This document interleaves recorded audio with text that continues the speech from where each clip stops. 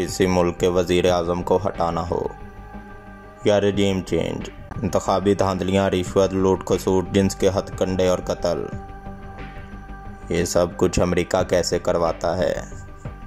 America के काले करतूतों से पर्दा उठाती पेशे खिदमत है अमेरिका का असली चेहरा दिखाती इकनॉमिक हिटमैन की कहानी।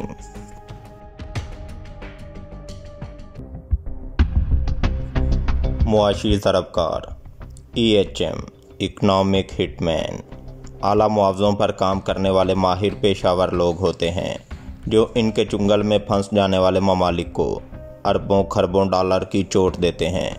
इनकी तुर्कताज़ियाँ आलमगीर हैं। ये वो लोग हैं जो आलमी बैंक, USAID और ऐसे ही दीगर इमदाद फराहम करने वाले इदारों से बारी बारी रकूम का रुख अजीमुश्शान कॉरपोरेशंस की तिजोरियों और गिने चुने अमीर कबीर ख़ानदानों की जेबों की जानिब फेर देते हैं, जो पहले ही कुर्रार्ज़ के कुदरती वसाइल पर मुकम्मल इख्तियार रखते हैं।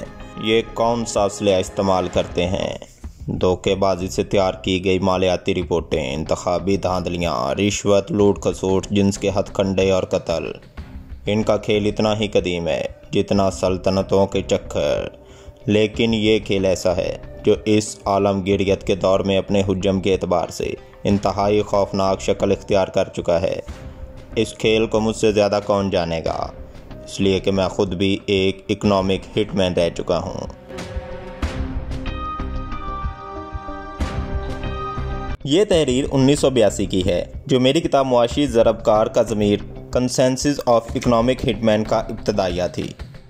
इस किताब का मौज़ूए सुखन दो ममालिक के सदूर के नामों से था जो मेरे मुअक्कर रह चुके थे। इनकी मैं ऐसे ही कदर किया करता था जैसे कि अपने अजीज़ व अकारीब की जाती है। ये दोनों ही काबिल एहतराम शख्सियात थीं। जेमी रुल्दूस सदर एक्वेडोर और उमर तुरेजो सदर पानामा, दोनों की अमवात 16 बार हादसात में हुई। हकीकत यह है कि इनकी मौत हादसाती ना थी, इन दोनों को कत्ल किया गया क्योंकि वो कॉरपोरेशंस, हुकूमत और बैंकों के सरबराहान के इस गठजोड़ के मुखालिफ थे जिसका वाहिद मकसद आलमगीर सल्तनत का क़याम था।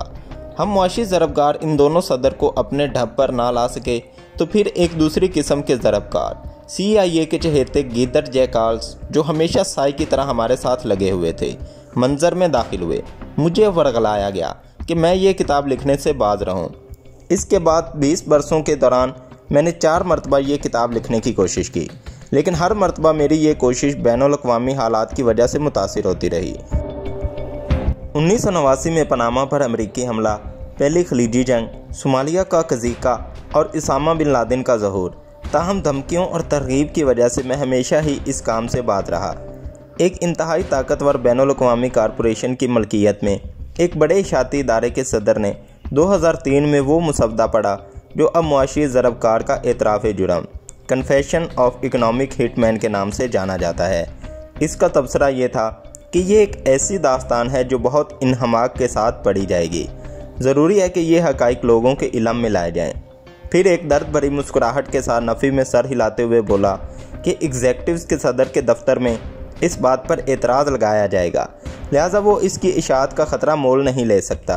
इसने मुझे नसीहत की कि इसको अफसानवी रंग में पेश करूं।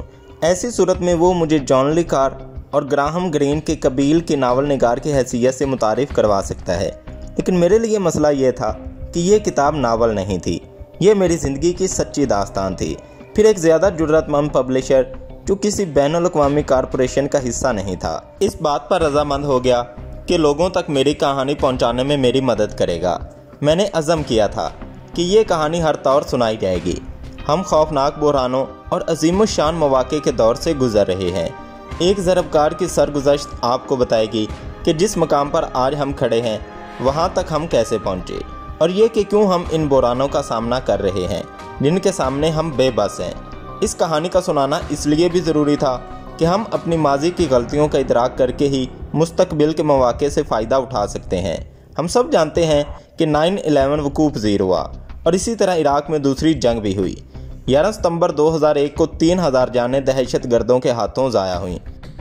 इस पर 24,000 इंसानों के ज़िया का और इजाफा कर लीजिए जो इस रोज़ भूख और ऐसी ही दूसरी वजूहात की बिना पर ज़िंदगी हार बैठे। ये हकीकत भी जान लीजिए कि हर रोज़ 24,000 लोग महज इस वजह से मौत से हमकिनार हो जाते हैं कि वो ज़िंदा रखने वाली बुनियादी खुराक हासिल नहीं कर पाते। इसके अलावा सबसे अहम बात यह है कि आज तारीख में पहली मर्तबा सिर्फ एक कौम के पास वो सलाहियत, वसाइल और ज़राए और क़ुव्वत मौजूद है जिसके ज़रिए ये सब कुछ तब्दील किया जा सकता है। ये वही कौम है जिसमें मैं पैदा हुआ और इसी कौम में मुआशी ज़रबकार यानी कि इकनॉमिक हिटमैन बना। मैं जिस मुल्क के बारे में बात कर रहा हूँ वो कोई और नहीं बल्कि रियासत हाय मुत्तहिदा अमेरिका। आखिर को क्या वजूहात थीं? मैंने तमाम तर धमकियों और लालच को नज़रअंदाज कर दिया। इसका मुख्तसर जवाब तो ये है कि मेरी इकलौती बच्ची जैसिका, इसने कॉलेज से ग्रेजुएशन की तो तने तनहा अमली दुनिया में कदम रखने के लिए निकल खड़ी हुई। हाल ही में मैं जब इसको बताया कि मैं इस किताब को शाया करने के बारे में सोच रहा हूँ और इसके साथ ही इस पर होने वाले खदशात भी वाज़े किए तो इसने जवाबन कहा, अब्बू आप गम ना करें, अगर उन्होंने आपको कोई नुकसान पहुँचाया तो मैं आपके काम को इस मकाम से शुरू करूँगी जहाँ से आपने इसे छोड़ा होगा। हमें ये काम करना है, खुसूसन इस अगली नस्ल के लिए जिसको मर्द वजूद में लाने के लिए मैं एक दिन हिस्सा बनूंगी। ये इस सवाल का मुख्तसरन जवाब है। तफसीली जवाब का ताल्लुक इस जज्बे से है जिसकी बिना पर मैंने अपने आप को इस मुल्क के लिए वक्फ कर दिया जहां मैंने जन्म लिया और परवान चढ़ा। हमारे बानी आबाओ इजाद की बुलंद नज़री से मोहब्बत, अमरीकी जमहूरियत से मेरा अहदो पैमान जो आज के दौर में ज़िंदगी, आज़ादी और खुशहाली का दावा करती है हर शख्स के लिए चाहे वो कहीं भी हो। ये वो अनासिर हैं जो इस तफसीली जवाब का हिस्सा हैं। 9/11 के बाद मैंने अज़्म मुसम्मम किया कि मैं हरगिज़ फारिग नहीं बैठूंगा, चाहे इकनॉमिक हिटमैन अमरीकी जमहूरिया को आलमगीर सल्तनत में तब्दील करने के लिए कितनी ही तगोदौक क्यों न करें। ये तफसीली जवाब आपको बुनियादी ढांचा फराहम करेगी। अब देखेंगे कि आने वाले अवाब में इस ढांचे पर किस तरह गोश्त पोस्त चढ़ता है और खून जिगर शामिल होता है। ये एक सच्ची दास्तान है, मैं इसमें हर दम रचा बसा हूँ। लोग, मंसर, बोलचाल और एहसास जिनकी मैंने तस्वीर कशी की है सब हूबहू ज़िंदगी का हिस्सा रहे हैं। ये मेरी ज़ाती कहानी है लेकिन ये आलमी वाक़यात के वसी तर पर्दा पर नमूदार हुई। इसने हमारी तारीख़ के खद्दोखाल तश्कील दिए, इसने हमें इस मकाम तक पहुँचाया जहाँ आज हम अपने आप को पाते हैं और इसने हमारे बच्चों के मुस्तकबिल की बुनियाद के नकूश फराहम किए हैं। मैंने अपनी इस्तात की हद तक पूरी कोशिश की है कि इन तजर्बात, अफराद और मुतलका गुफ्तगू को ठीक ठीक बयान कर दूँ।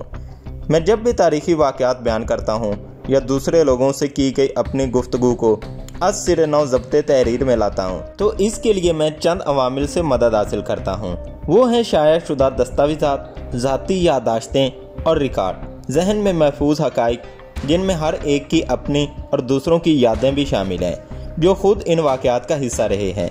बाज़ मकामात पर मैंने ऐसा भी किया है कि एक ही फ़र्द के साथ मुख्तलिफ मौक़े पर होने वाली गुफ्तगू को यकजा कर दिया है ताकि बयान में तसलसल कायम रहे।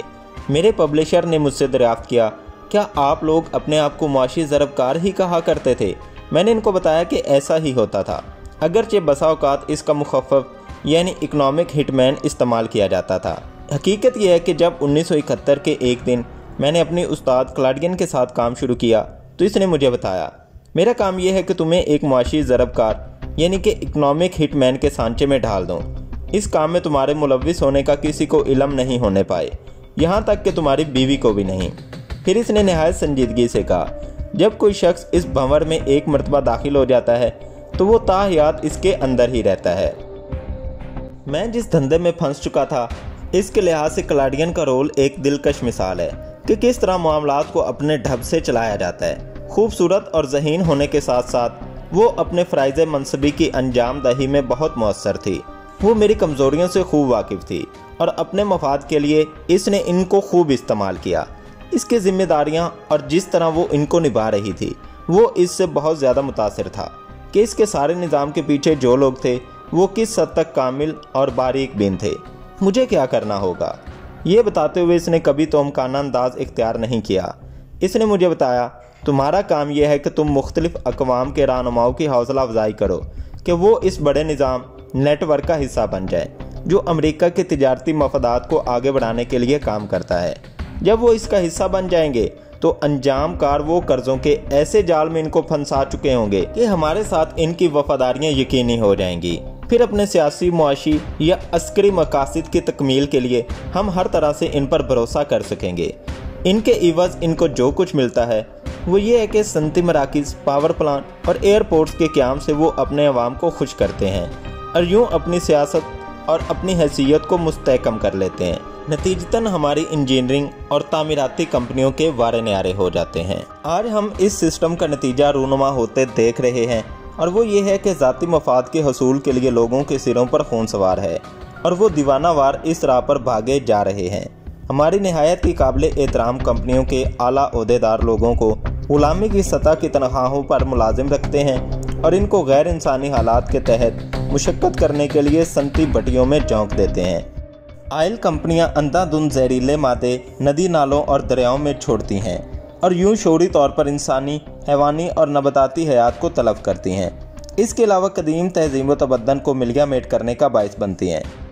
पूरी दवासाज सनत इस बात का एहतमाम करती है कि एड्स से मुतासरा लाखों अफ्रीकी बाशिंदों तक ज़िंदगी का तहफ़्फ़ुज़ करने वाली अद्वियात ना पहुँचने पाएँ।